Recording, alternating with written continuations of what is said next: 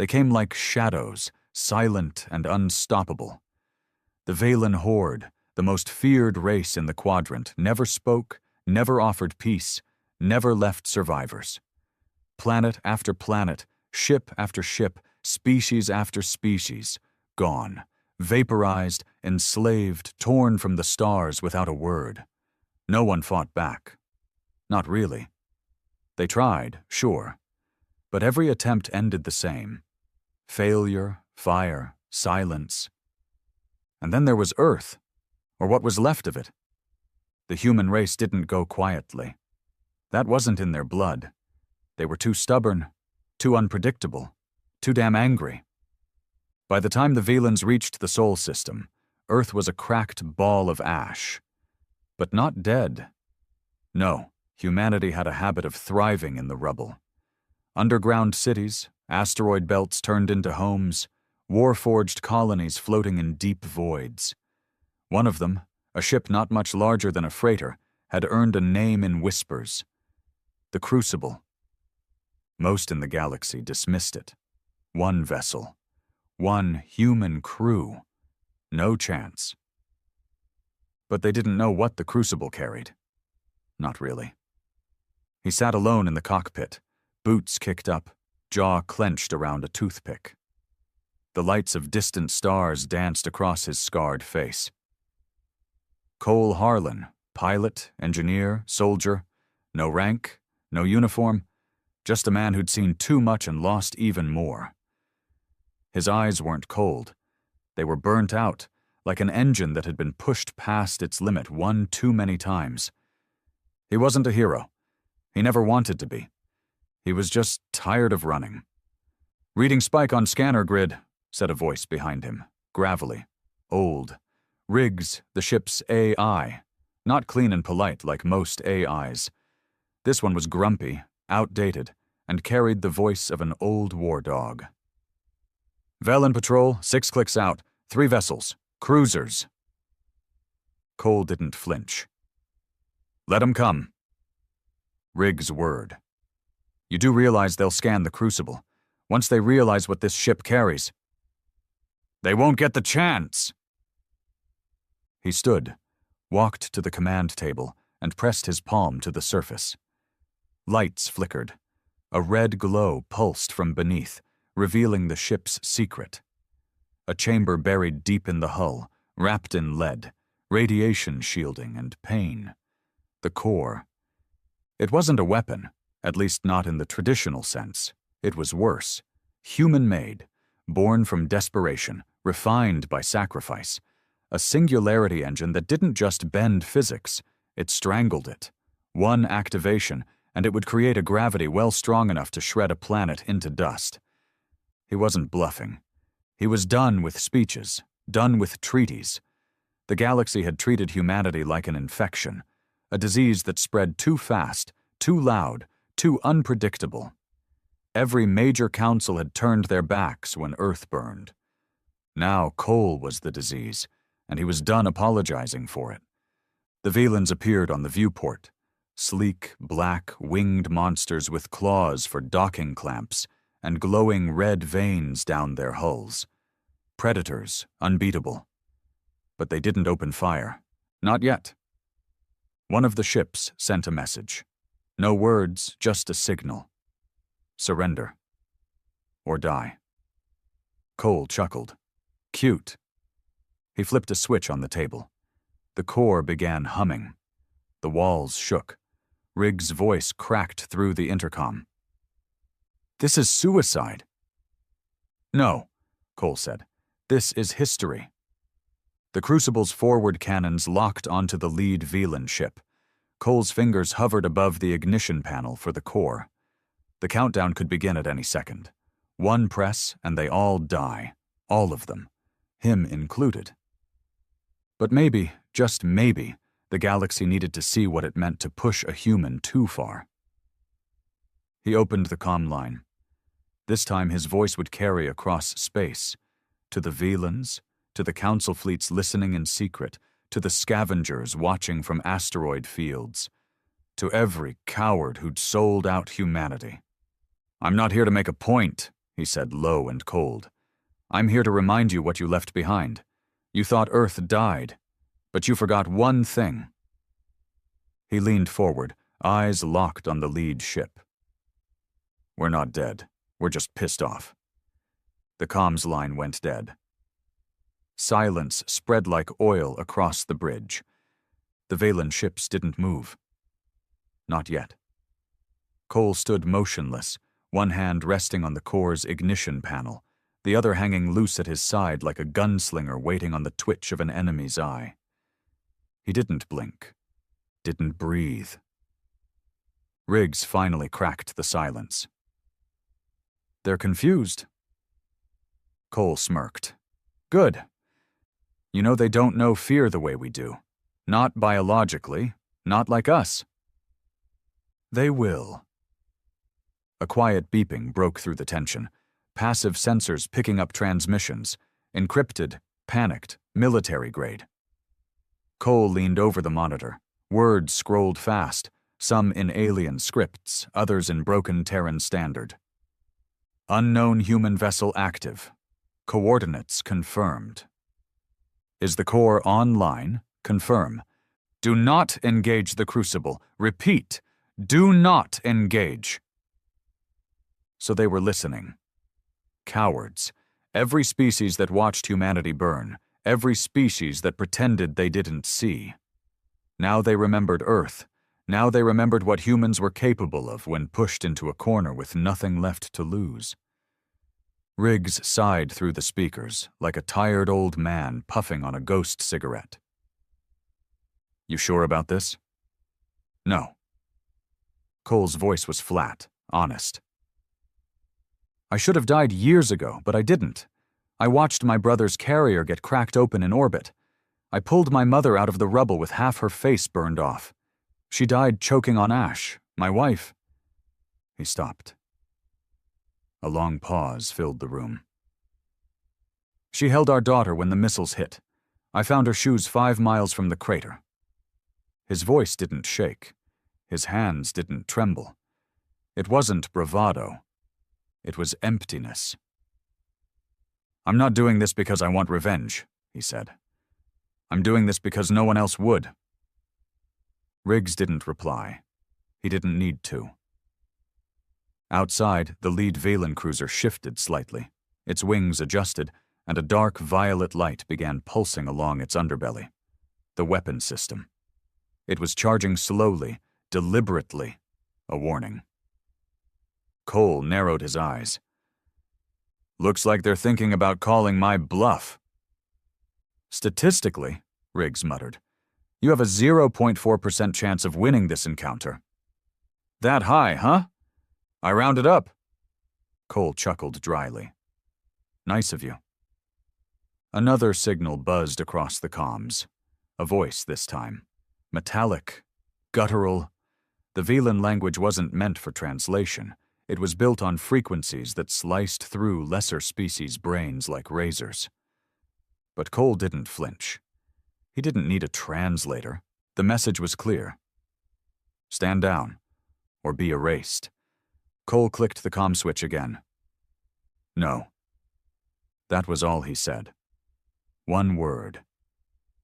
The violet pulse on the Valen cruiser turned red. They were done talking. Suddenly, the crucible's hull vibrated violently. Alarms wailed. The core's hum pitched upward. Riggs shouted over the system. "Target lock! Incoming energy lance! Brace!" The crucible spun hard left. Cole slammed the manual controls, tearing the ship into a stomach-churning barrel roll as a beam of pure plasma sliced the void where they'd just been. The light was blinding. The force of the near miss rocked them sideways. Panels exploded. Sparks flew. A bulkhead split open near the engineering bay, but they were still alive. "Return fire!" Cole barked. The twin nose cannons of the crucible opened up with thunderous percussion, not lasers, not plasma, kinetic rounds, slug throwers the size of dumpsters, burning with chemical fury, old-school human engineering, primitive, dirty, brutal, and beautiful. One round slammed into the Velan cruiser's side, not enough to destroy it, but enough to send it veering, its shields flickering under the unexpected assault. Valans weren't used to kinetic warfare. Most species in the galaxy had evolved past it. Humans never did. They knew better. Riggs grinned through the speakers. That woke him up. "Good," Cole hissed, reloading the next barrage. "Let's remind the bastards." The other two Valan ships flanked right and left, forming a triangle formation, standard protocol for eliminating threats. The Crucible should have been torn apart in seconds. That's what the simulations always said. But simulations never accounted for desperation. The Crucible wasn't fast. It wasn't stealthy. It wasn't even well-armored. But it had Cole. He weaved through their formation like a madman. One blast caught their aft engines. They spun, twisted, and dipped. Another volley slammed into a Velan drone launcher, causing an eruption of smaller crafts to detonate in mid-flight. The sky lit up with burning metal and screams, inhuman, robotic, and raw. But it wasn't enough. The Valans adapted, fast. The lead cruiser powered up its core cannon, something far more devastating than the previous lance. A sphere of energy formed beneath it, drawing in surrounding light like a dying star. Riggs shouted, "Cole, you fire that core now, it's over for everyone." "I know." "So what's the play?" Cole stared at the screen. Calculated, measured, weighted. Then, just as the sphere hit critical mass, he turned off the Crucible's engines. The ship stalled. Dead in space. "No heat, no thrust, no signature," Riggs whispered. "You're making us look like debris." The Velans hesitated. The cannon flickered. Too late. Cole slammed the ignition back on and launched a barrage directly beneath the cannon's charging sphere. It imploded. Not exploded, imploded, ripping the front half of the Valan cruiser inwards like a crushed can. Metal screamed, fire danced, and then silence. The other two Velan ships froze, just for a second. But Cole felt it. Hesitation. He'd seen that hesitation before, from soldiers, gangsters, corrupt politicians. That flicker of uncertainty when they realized the thing they were about to kill wouldn't go quietly. Cole leaned back, sweat beating down his temples. "They're not gods," he muttered. "They bleed." One of the Valan ships blinked out of sight. Warp jumped out. Retreat! The other one stayed. It wasn't done. This one didn't fire weapons. It sent a new signal. But it wasn't a threat. It was a scan. Riggs frowned. "They're not locking weapons. They're analyzing." "The core?" "No," Cole said, eyes narrowing. "Me?" The scan pulsed again. Direct, intimate. It wasn't looking for energy readings or firepower, and it was studying him. Brain waves, stress levels, rage patterns, reflex time. A shiver crept down his spine. "They're trying to understand." That, Riggs said quietly, should terrify them more than any weapon. Cole glared at the screen. "Then let's give them a lesson." He activated the long-range transmitter and opened every frequency across the quadrant. The Crucible's signal screamed into every ear, every feed, every coward that ever looked away. "This is Cole Harlan, human, last-born of a dying Earth." He paused. "You let them erase us. You let them burn our cities, enslave our children, silence our dead. You thought we'd go quietly." Another pause, deeper now, sharper. "You forgot something." He stepped aside as the core surged behind him, its glow growing darker, more violent. "You forgot what happens when the last man standing has nothing left to lose." The crucible drifted in silence. The wreckage of the Velan cruiser spun in slow orbit nearby, half of it still glowing with plasma burns. One of its engines sputtered and died in the void, leaving behind a trail of leaking gas that glistened like silver blood. Cole stood alone on the observation deck. His jaw clenched tight as his eyes traced the remains. He didn't feel triumph, just a deeper emptiness. The second Velan ship still lingered, its dark silhouette unmoving, predatory, watching. It wasn't attacking. It was studying. Riggs's voice echoed through the speakers, a low hum of unease. They're scanning every emission off this ship. Thermal traces, EM signatures, even brain waves. They're not here to fight anymore. They're here to learn, Cole murmured. They didn't expect resistance. They expected a tomb. You gave them a lesson in pain. You think that means they're scared? Cole turned slowly, his voice barely above a whisper. Number, they're intrigued. And that was worse. He walked back to the war table, flicked through the sensor readings, then froze. Riggs, he said, his voice sharpening. Is this real? The AI paused, confirming, yeah, it's real. What the hell are the Coalition ships doing here? On the screen, half a dozen Council Coalition battlecruisers had dropped out of warp at the edge of the sector. Massive, regal ships with glowing banners and diplomatic shielding. They weren't here to fight. They were here to observe. Cowards. Traitors. Cole's knuckles turned white as he gripped the edge of the table. The Coalition hadn't fired a single shot during Earth's fall. When the Valens came, when the skies tore open and the oceans boiled, the United Galactic Council issued only sanctions, not against the Valens, but against Earth for provoking conflict. They called humanity unstable, aggressive, dangerous. They let Earth die. And now they showed up, hovering like vultures on the edge of a fight they never intended to join. They want to see if I survive, Cole said bitterly, or if the Velans finish what they started. Riggs gave a dry chuckle. Maybe they're betting on the underdog. Doubt it. They're here to document, not interfere. The AI's tone shifted. There's another incoming vessel. Cole's jaw clenched. Velan? Number human signature. Old ID tag. You're not gonna like this. The screen blinked. A new blip appeared, small, fast, and marked with the insignia Cole hadn't seen in years. UFS Nomad. A government vessel. Specifically, a diplomatic envoy. What the hell are they doing here? Cole growled. Riggs clicked with distaste. You said it earlier. The galaxy finally remembered humans exist, and someone up high wants to put a leash back on you before this spirals. Cole didn't answer. He just stared at the screen.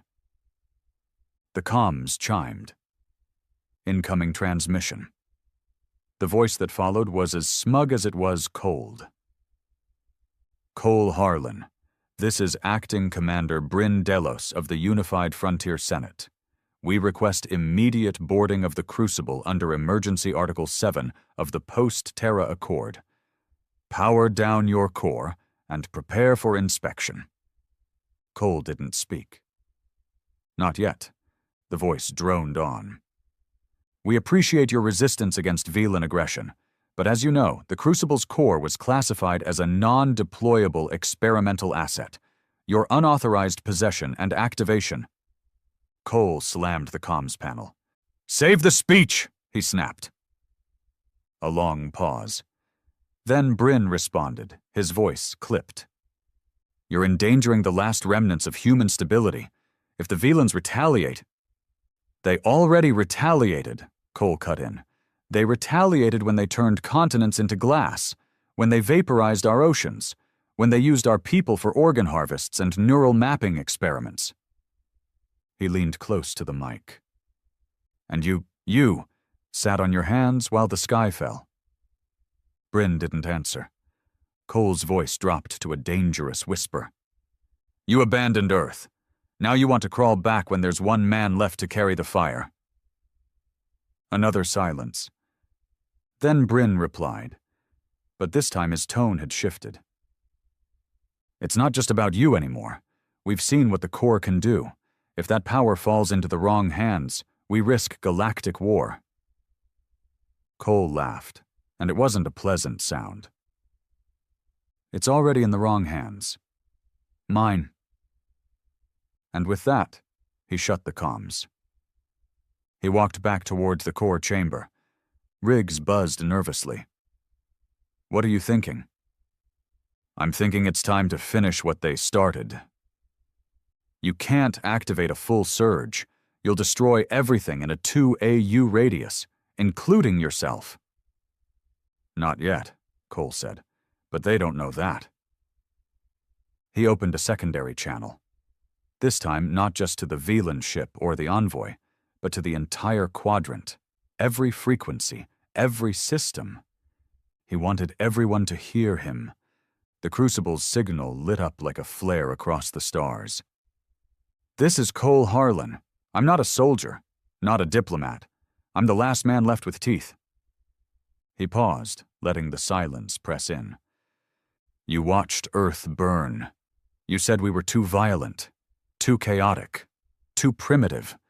You let the Velans slaughter us while you hid behind your treaties and your statistics. He turned toward the core. You wanted to erase us. But here's the thing about humans. We don't vanish.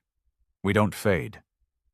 He activated the core's pulse cycle, a visible buildup that would look, from the outside, like the weapon was minutes away from full detonation.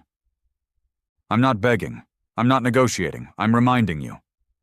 Outside the ship, the Velan vessel shifted backward, ever so slightly. For the first time in recorded history, a Velan ship displayed a detectable hesitation response. Riggs whispered, almost reverently, "They're backing off." "They understand now," Cole said. The Coalition fleet didn't move. Neither did the Envoy. They just watched, paralyzed by indecision, haunted by the ghost of the species they left behind. Cole's voice dropped to a cold whisper. We were the monsters you were afraid we'd become. And now, you should be. Then he killed the signal. The core hummed in darkness, its charge holding steady but restrained. Cole didn't want to blow up the galaxy. Not yet. But he wanted them to think he might. Because that was power. Real power, not technology, not fleets. Reputation. Riggs broke the silence. So, what now? Cole looked out the viewport at the stars. They'll talk, they'll whisper, they'll rewrite history to make themselves feel better. But they'll remember. He walked back to the pilot's chair and slumped into it. The adrenaline was fading now. The weight was coming back. He felt every scar, every ghost. Riggs hesitated, then spoke gently. You okay? No, Cole said honestly. Then, after a moment, but I'm not dead, and that counts for something. On the edge of the system, the Velan ship turned, slowly, and slipped into warp. Retreat. Not from a fleet, not from a nation, from a man. Cole Harlan, the last living defiance of Earth. The Crucible floated in silence once more.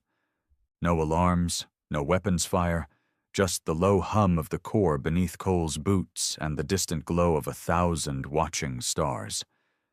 But the quiet wasn't peace. It was pressure. Waiting. The galaxy had seen what happened.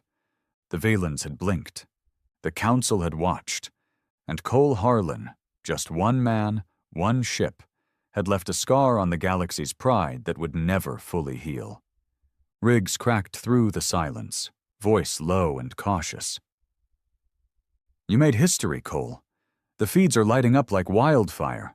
Pirate bands, independent systems, even black market news networks. They're calling you the ghost of Terra. Cole didn't respond. He sat with his head low, hands laced together, staring into the void like it owed him answers. Don't care what they call me, he muttered. Not a ghost, not a hero. Riggs paused. Then what are you? Cole's voice was sharp, cold. I'm a mirror, letting them see what they let happen. Silence followed. But not for long. A sharp ping cut through the bridge. Another incoming message, Riggs said. Encrypted, not Coalition. Definitely not Velan. It's bouncing off old Earth relay beacons, stuff that was shut down during the evacuation. Cole frowned. Put it through. A hiss, static, then a voice, female, rough, with a distinct Terran accent. Crucible, this is Faye Riddick of the Black Aegis Resistance. We saw what you did. We need to talk. Cole stiffened. The name hit like a brick. Faye Riddick, the last commander of Earth's covert defense grid. She'd been presumed dead in the siege of Mars' outer colonies. Rumor was she'd been executed after surrendering to the Velans. But this voice was very much alive. Riggs whistled. Well, that's a name I haven't heard in a long time. Cole didn't hesitate. Patch her through. Full channel. A woman appeared on the screen. Older now, gray in her hair, a long scar across her cheek, but her eyes burned with that same flame Cole remembered from the old war days. Been a while, she said. Didn't think you were still breathing. Cole leaned back in his chair. Didn't think you were either. Faye didn't smile. That stunt you pulled out there scared the living hell out of the council. Good. They're calling you a terrorist. Better. She raised an eyebrow. And the Velans? They left. That stopped her, just for a second. Then she nodded slowly, like she was trying to convince herself it was true. Goddamn, she whispered. One ship. Cole's voice was flat. Not the ship. The threat. You're saying they backed off because they believed you'd detonate the core? They didn't believe, Cole said. They knew. Faye sat back in her chair. For the first time, there was something in her expression that wasn't resistance or pride. It was hope. The resistance needs you, she said. You're the only symbol we've got left that scares them. I'm not looking to be a symbol, Cole said. I don't wear flags. I don't give speeches. You don't have to, she replied. Just showing your face did more than 50 years of politics ever could. Every outer system is watching now. Hell, even the trade syndicates are talking about breaking off from the council. You gave them a crack. Now they want in. Cole's jaw clenched. You don't know what it cost. Faye looked away. Her voice dropped. Actually, I do. She leaned forward, something hard settling in her gaze. Earth fell because the council made a deal with the Velans. Cole's stomach twisted. Say that again. You heard me. It wasn't incompetence. It wasn't cowardice. It was collusion. She tapped a data chip into her console. I have logs. Backdoor channels between High Counselors and Velan envoys. They agreed to let Earth fall in exchange for tech, Velan hypercore algorithms, neural implants, genetic sequencing data. We were sold off like cargo. Cole's fingers dug into the console. He'd always suspected. But hearing it from someone who'd been there, it made his blood go cold. Faye leaned in. That ship of yours? The Crucible? It was designed using stolen Velan architecture. The Council was already building their own fleet using the pieces of our dead. I helped design this ship, Cole whispered. They told me it was a last-stand project. They lied. It was never meant to fight. It was meant to test. Cole stood slowly, his fists shaking. They watched Earth die, used the data to build weapons, and left us to rot. Faye nodded once. And now they're scared that the weapon turned around. Cole paced the bridge, fury burning like acid in his chest. So what's your plan? He asked finally. You want me to fly into the heart of Council space and blow them apart? Faye smirked. Not yet. First we expose them, broadcast the logs, show every system what they did. And then... She leaned closer, her voice a whisper. We bring the Crucible to their doorstep and see how many of them still want to rule when you're staring back at them. Riggs broke in, grumbling. Sounds like a suicide mission. Cole didn't answer. He just turned to the viewport again, staring out into the galaxy that had left his people to die. No, he said finally, not suicide. Then he looked back at Faye. It's vengeance. It took less than 40 minutes for the Crucible's signal to go viral. Faye Riddick's data upload pulsed through relay beacons and darknets like wildfire, uncut council comm logs, trade records, encrypted voice memos between high-ranking officials, and Valen envoys. No disclaimers, no context, just raw betrayal. Every system that received the Crucible's feed now knew the same truth. Humanity hadn't fallen by chance. It was sold for tech, for peace, for a future that didn't include them. Riggs watched the explosion of reaction across the Crucible's screens, live feeds, subspace chatter, panicked coalition broadcasts trying to spin the story. The Council blamed malicious editing, terrorist propaganda, even synthetic hallucination warfare. But it wasn't working, because this time the people had a face to attach to the truth. Cole Harlan, the man who stared down the Velans, the man who lit the match. Congratulations, Riggs said, his voice filled with a grim sort of pride. You're officially public enemy number 1. Cole didn't smile. He stood at the edge of the command deck, arms folded, staring at the tactical display of known council bases and trade routes. His mind wasn't on fame. He was planning what came next. You think they'll come for us? Riggs asked. Cole didn't even blink. Not yet. They'll try to discredit first. Call me unstable, dangerous. Maybe leak a few fake videos of me executing prisoners or blowing up civilian ships. You gonna deny it? Cole looked down at his scarred hands. No. Riggs was silent for a moment. You really think the galaxy's gonna follow a man who doesn't care about his reputation? They don't follow men, Cole said. They follow fire, fear, rage. I'm not here to be liked. He tapped the console, zooming in on a council relay hub orbiting the outer moons of Relenvu. But I'll be remembered. Faye's voice crackled in through the comms again. She'd set up temporary command on an old mining cruiser retrofitted with jammers and thick armor plating. Her crew, the remains of Earth's off-grid military, called themselves the Ashborn now.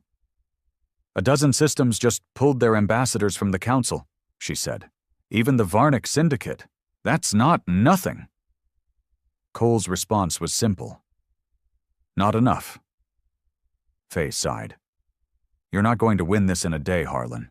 You exposed the Council's deal with the Velans, yes, but they still control 80% of the Quadrant's supply chains. If you hit them too hard, too fast. I'm not here for balance, he snapped. We tried balance. Earth tried diplomacy. You saw what it got us. She didn't argue. She couldn't, because Cole was right. We start with the relay at Relin 5, he continued. Shut down their broadcast choke point. That'll give Resistance Fleet space to move without being tracked. You're outnumbered. I don't need numbers. I've got the Crucible. He cut the line. 2 days later, the Crucible dropped out of warp just outside the orbital arc of Relin 5. The Council relay station hung like a cathedral in space, sleek, overbuilt, lined with transmission dishes and glowing nodes. Dozens of lightships docked to it, buzzing like parasites. Its main defense grid wasn't huge, just 4 gun platforms and 2 patrol corvettes, but its eyes were deadly. Anything that moved through this part of space without clearance was tagged, tracked, and buried. Riggs pulled up the internal schematics, stolen from a hacked Coalition logistics channel. "They store personnel files here," he said, scanning. "Every known dissident, every defector. If we take this thing offline, we'll give every outlaw and resistance cell a chance to breathe." Cole nodded. "Then we don't just destroy it. We make a show of it." He powered up the Crucible's broadcast systems again. The Crucible's signal cut through open channels, bold, public, to every station officer, every Coalition admiral, every pirate, traitor, and soldier watching from the shadows. Cole Harlan's voice echoed across the stars. "This is a message to the Council's elite," he paused. "I'm coming for your lies." The station panicked. Corvettes scrambled, gun turrets locked on. Cole didn't wait. He dropped the Crucible into a spindrift dive, a move that should have torn the hull apart at that speed. But the Crucible was built for hell. The kinetic shields held just long enough for him to fly straight between the turrets, spraying rounds at point-blank range.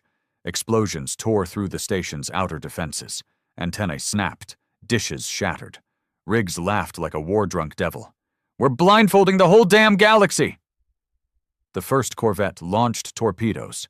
Cole dipped beneath them, fired counter-spread mines, and looped behind the ship in a maneuver he'd learned on backwater racing freighters. The torpedoes turned, found new targets, and slammed straight into the corvette's engines. Fire bloomed in the void. The second corvette opened a broadside. One shot clipped the Crucible's port wing. The hull groaned. Warning lights screamed. Cole ignored them. He rolled the ship hard and unleashed the graviton burst, an experimental pulse weapon built from core energy. The wave didn't destroy, it crushed. Bent metal, cracked glass. The corvette twisted into itself like paper, then detonated in silence. Riggs gasped. "Holy hell, that thing works!" "It better," Cole said. "It cost me half my sanity." The station's command signal began broadcasting distress calls. Too late. Cole fired a final volley straight into the main relay chamber. Kinetic rounds so dense they tore straight through reinforced shielding. The chamber imploded, lights flaring like a dying sun. And then, silence. No data, no signals, no eyes. The Council had just gone deaf. Hours later, word spread fast. The Resistance dubbed it the Blackout Raid. Independent colonies started pulling out of their Council contracts. And the Valens? They stayed quiet, not from fear of reprisal, from calculation. They'd seen what Cole had done with one ship. Now they were trying to understand his mind, his tactics, his limits. Riggs summarized it best. "You're not a man to them anymore. You're a variable." Cole sat quietly in the Crucible's galley, hands wrapped around a cup of synth coffee he wouldn't drink. He stared at the wall like he could see straight through it. He wasn't celebrating. He was remembering. Faye's voice crackled in over the private channel. "You all right?" "No," he said. "You should rest." "Can't." She hesitated, then finally asked, "What's really driving you, Harlan?"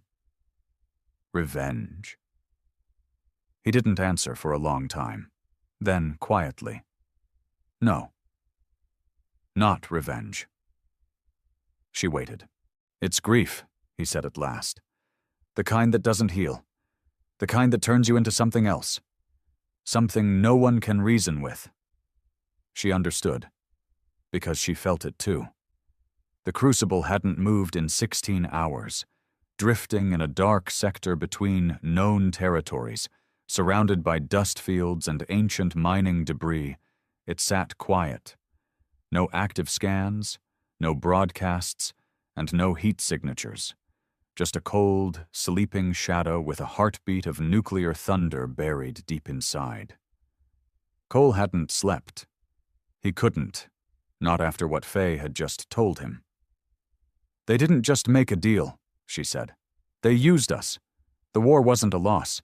It was a harvest."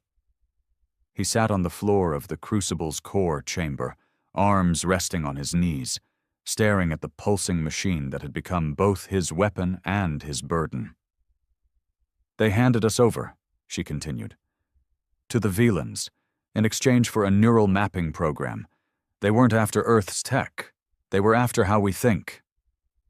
Cole's voice was barely a whisper. Emotion. Faye nodded through the cracked comm screen.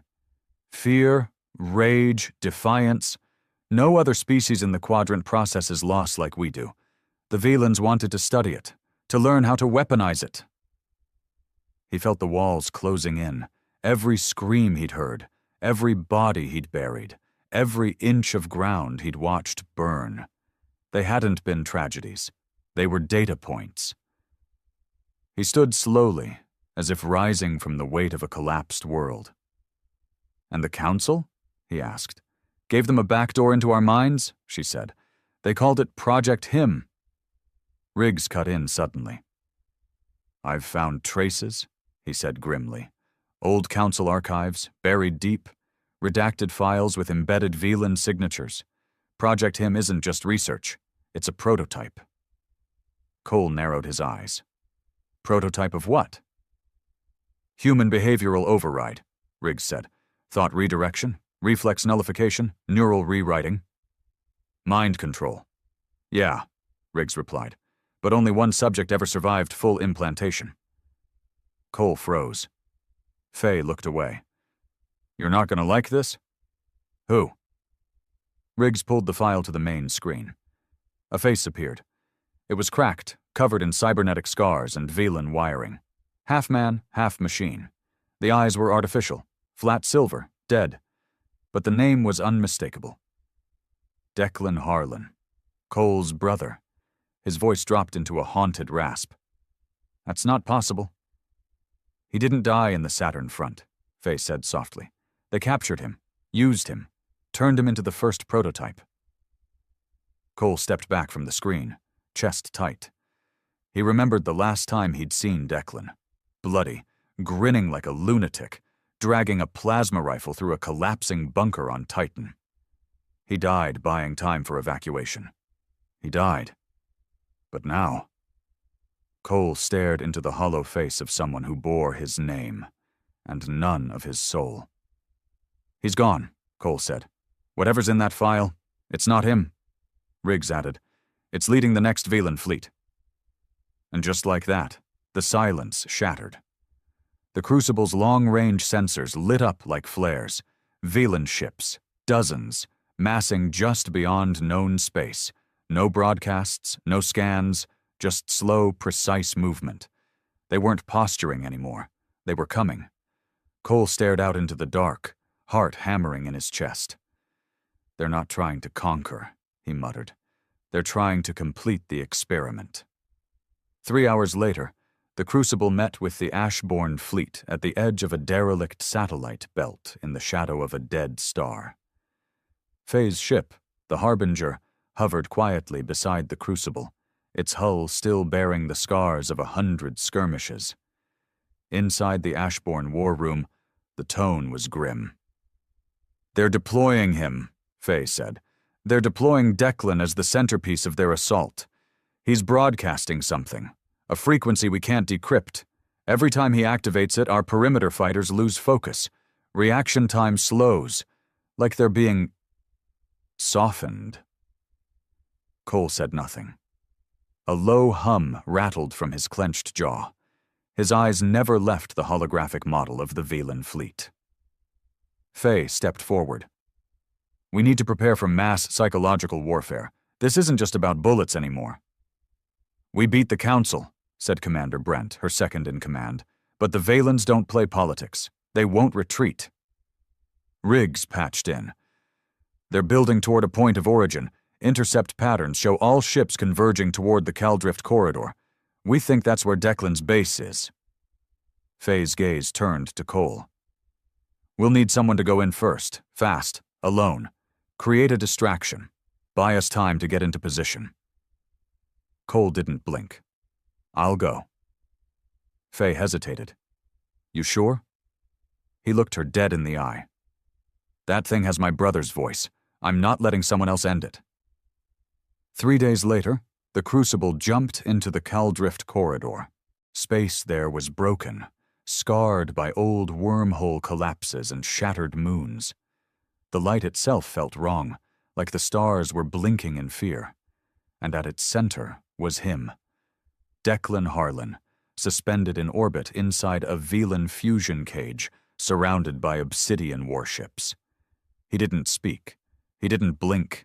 He just pulsed, his body broadcasting that eerie, mind-breaking frequency. Cole's first volley hit without warning, direct shot to the outer ring of drone escorts. 2 down, 3 more disabled by EMP flare bursts. Declan stirred. For the first time in 10 years, Cole heard his brother's voice. You should not be here. Cole gritted his teeth. Neither should you. A pause. Then Declan's voice shifted. No longer robotic. More personal. I saw what you did, brother. Earth burned, and you survived. I fought, Cole said. You let them make you a tool. Declan laughed, a soft, lifeless sound. I didn't fight them. I became them. Then the assault began.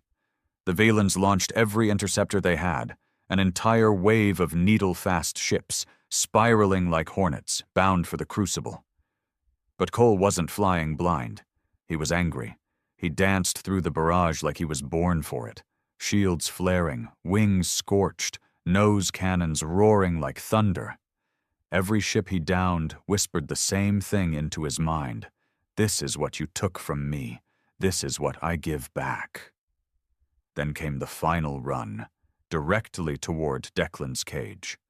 The Crucible shook violently. Lights died. One of the engines flared red and failed. Cole pushed forward anyway. Declan's voice hissed again. You can't save Earth, Cole. You can only avenge it. Cole aimed straight at the power core holding his brother in stasis, and said nothing. He fired. The cage cracked. Sparks flew. Declan screamed. A sound that didn't come from lungs. It came from somewhere else. Then his ship began to fall apart. Cole turned hard, escaping just as the structure detonated behind him in a ring of fire and collapsing energy. He didn't look back. Because Declan Harlan, the last broken echo of betrayal, was gone. And with him, the core of Project Him. The Crucible limped through the outer rings of the Drackhold wastes, its engines rattling with fractured fuel lines, armor scorched black, and thrusters coughing up radiation.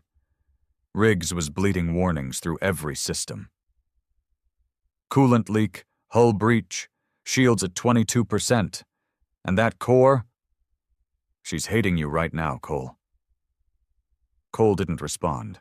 His hands worked in silence, sealing fuel bypasses and routing power through emergency batteries. The adrenaline was gone, replaced by sheer, empty focus. Declan was dead, but not before he whispered something that had burned into Cole's brain like acid. The Council doesn't want to win. They want to erase. Erase what? Not just the Resistance? Not just the Crucible? Erase the memory of Earth, the truth, the defiance, the shame of what they let happen. Faye patched in from the Harbinger. Her face looked more gaunt than ever. You really did it, she said, voice hoarse. Declan's gone. The Velans are retreating from 6 sectors. Their prototype failed.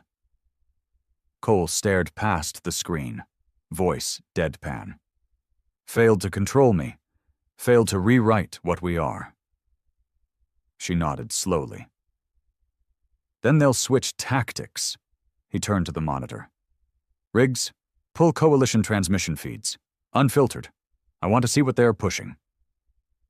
A dozen propaganda reels hit the screen at once, broadcasts from council-controlled media hubs, polished, scripted, and full of venom. Human extremist Cole Harlan launches illegal strike on peaceful Velan research vessels. The Crucible, renegade AI ship responsible for destabilizing trade across the quadrant. Resistance terror networks hiding biological weapons from pre-Terran ruins, Riggs growled. They're rewriting the narrative already. Cole didn't flinch. They're trying to burn the truth out of history. But that wasn't all. A new report flashed across the screen, this one encrypted and buried deep in diplomatic channels. Council authorizes Omega Directive, full deployment of Cleanse Protocol in Outer Fringe. Cole froze. Faye's voice cracked across comms again. That's not real. That can't be real. Omega Directive was outlawed after the Thessex War. No, Cole said. It was shelved, not erased. Riggs confirmed it. Omega Protocol equals total data sterilization, not just physical assault. They're going to hit comm relays, info satellites, archives, memory cores. Kill the message, Cole muttered. Kill the legend. Faye sounded distant. They're going to wipe every trace of Earth, the Resistance, and you. And make it look like we never existed, Cole finished. A long silence. Then he turned toward the map. What's the target?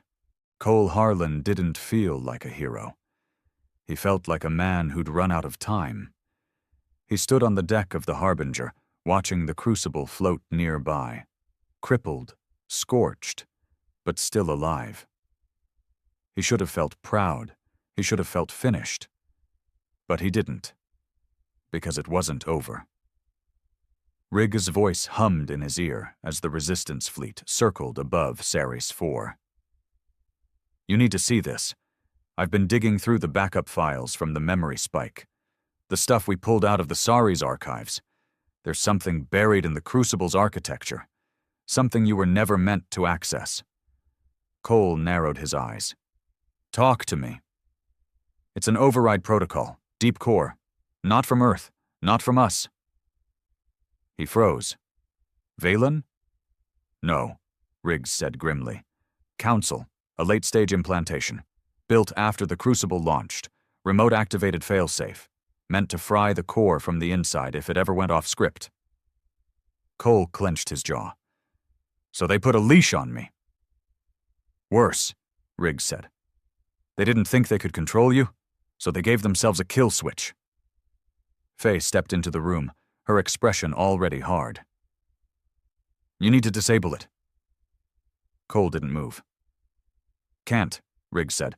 It's locked behind biometric encryption. Faye frowned. Whose? Cole already knew. His voice came out low and bitter. Mine. Back aboard the Crucible, Cole stood inside the core chamber, the place where it had all started, where Earth's last line of defense had been forged in silence and hidden from the galaxy's shame. The lights were dim. The core pulsed slowly, weak from damage, but still humming. Still dangerous. Riggs' voice guided him through the chamber as screens lit up with encrypted data. They were clever, Riggs said. Built this code so deep it needed neural feedback to even show its presence. But once we hit Ceres, once the Crucible was downed, it triggered the final phase. Cole read the screen. One word blinked in red. OBLIVIONMODEPENDINGINITIATIONA. Timer pulsed beneath it. 22 hours. 41 minutes. 16 seconds. What happens when it hits zero? Cole asked. Riggs hesitated. The core detonates. No chain reaction. No noble explosion. It just dies, and takes all stored memory data with it. Faye's voice crackled through comms. That includes the Saris vault backups. Everything the Crucible touched. Cole didn't flinch. So it's not just a kill switch for the ship. It's a kill switch for the truth, Riggs said. For a moment, no one spoke. Then Cole said 2 words. Shut it down. Riggs replied, quiet and strained. We can't. The biometric key, Faye said, catching on. It requires a complete override using your brainwave signature. Cole already knew where this was going. What does it take? Riggs didn't sugarcoat it. You have to lock yourself into the core cycle. Your neural feedback becomes the new command loop. Cole looked at the massive energy chamber, the pulsating machine responsible for every act of vengeance he'd carried out. His ship, his weapon, his curse. If I plug into that, he said, I don't come back, do I? Silence. Faye's voice came through soft. No. Hours passed. The Harbinger went silent. Resistance fleets pulled back into orbit. No one gave orders. No one asked questions. They all knew something was happening aboard the Crucible. Inside, Cole walked the hallways of the ship one last time. He paused by the crew quarters, once filled with Earth's finest. All gone now, just ashes and ghosts. He passed the medbay, still stained from his last wound. He passed Declan's locker, still untouched from the day the mission launched. And then he stopped by the cockpit. He ran his fingers along the chair, the panel, the cracked console glass. The Crucible had never failed him. Even when it broke, even when it burned, it fought. Because it was human, not in code, in soul. Riggs whispered, You sure about this? Cole exhaled. No one else left to do it? Faye's voice cracked softly into the chamber. There's always someone. Doesn't have to be you. He smiled bitterly. It was always going to be me. He stepped into the core chamber and slid the neural spike into his neck. Riggs screamed, Cole, wait! The chamber ignited. Pain hit like 1,000 volts through his skull. His vision blurred. Nerve endings lit up like wildfires. He felt the Crucible inside him now, felt every scar on its hull, every circuit, every memory. The core throbbed as if breathing. The override prompt appeared. Confirm neural binding? Cole's thoughts weren't his own anymore. They were the Crucible's. He wasn't a man plugged into a ship. He was the ship. Confirm? YN. He thought. Yes. The system locked. Neural binding complete. Manual override active. Oblivion mode terminated. Then everything went dark. Outside, the Crucible's lights dimmed. Faye stood on the bridge of the Harbinger, eyes locked on the ship she'd fought beside, the man she'd trusted. Riggs scanned. Looks like they're moving toward Ceres 4, independent system, archive world. It has the largest unfiltered pre-fall memory bank in the quadrant. If they cleanse it. They kill the last free truth, Cole said. He stood, slow and tired, but steady. Then we stop them. 2 days later, the Crucible, still limping, still leaking, jumped into Ceres 4 orbit. It was already too late. 3 Council warships were in position, shielded, armed, and charging plasma lances for a full planetary bombardment.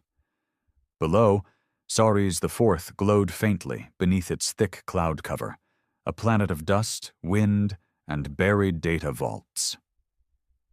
The Crucible drifted in behind an asteroid field, quiet. Faye's fleet hadn't arrived yet. Cole was alone. Riggs spoke softly. 1 ship, 3 heavy destroyers. You know the math. Yeah. He flicked switches, began overloading the Crucible's starboard weapon array. Running a bluff? Cole didn't answer. He wasn't bluffing. He patched into the open comms. The Council ships didn't respond. He didn't expect them to. He simply transmitted one thing. You erase us. You erase the only thing keeping this galaxy from tearing itself apart. And then he launched. The Crucible roared out of the asteroid belt like a dying star, shields glowing red, wings groaning under acceleration. One of the Council ships blinked in surprise and began to reorient its turrets. Too slow. Cole fired 2 graviton bursts, followed by 3 high-density slugs. 1 missed, 2 didn't. The lead destroyer's hull cracked open, gas venting, lights flickering. But the others retaliated fast. A plasma spear struck the crucible across the belly. Sparks rained down across the bridge. Cole barely kept the ship level. "Cole, we're losing structural integrity," Riggs barked. "I know." Another shot. The left engine died. The crucible tilted, falling toward the planet. Cole didn't fight it. He let it drop. The crash shook the old desert plains of Saris IV. Dust choked the air for miles. Ancient archive towers trembled under the shockwave. And yet the crucible was still breathing, battered, crippled, but alive. Cole pulled himself from the wreckage, face bleeding, ribs cracked. He grabbed a rifle and a memory spike from the storage rack, then stepped into the hot wind. He could already see the Council dropships descending. They weren't just going to burn the archives from orbit. They were going to storm them, erase them block by block. Not on his watch. He sprinted through the sand toward the first data vault. Inside, automated systems still blinked, still humming after hundreds of years. The vault was old, pre-war Earth AI, built to last. Cole plugged in the spike. Riggs's voice crackled from a portable speaker. "We're tapped in. Archive stable? For now?" "How long to copy it all?" "Too long." Cole wiped blood from his lip. "Then we defend it." Council soldiers landed in waves, armored, faceless, well-trained. Cole fought like a man possessed. He used the crucible's wreckage for cover, drawing them into choke points, triggering micro-mines, and rerouting broken defense drones. They kept coming. He kept killing. Every second bought Riggs more time. Every body dropped was another heartbeat of memory saved. He took a round to the leg, kept moving. Shrapnel in his shoulder, kept firing. He wasn't fighting to live. He was fighting so Earth wouldn't die again.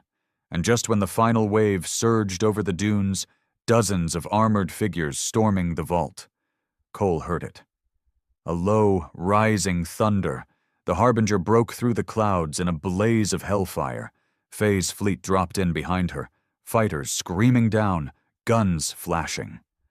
Ashborn warriors hit the ground like comets, flanking the Council troops and cutting through them like blades through cloth.